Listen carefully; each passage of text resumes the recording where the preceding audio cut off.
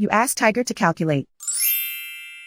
This deals with linear inequalities with one unknown. The final result is y equal or smaller than -2.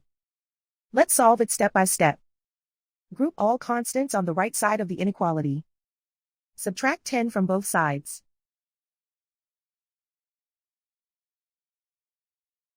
Simplify the arithmetic.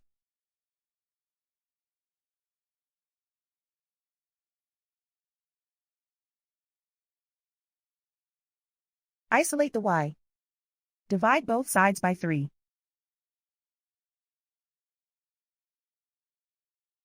Simplify the fraction.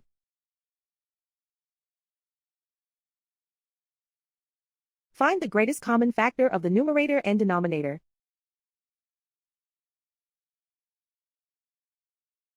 Factor out and cancel the greatest common factor.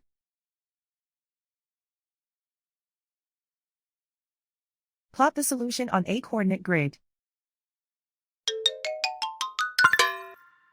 And so the final result is y equal or smaller than -2.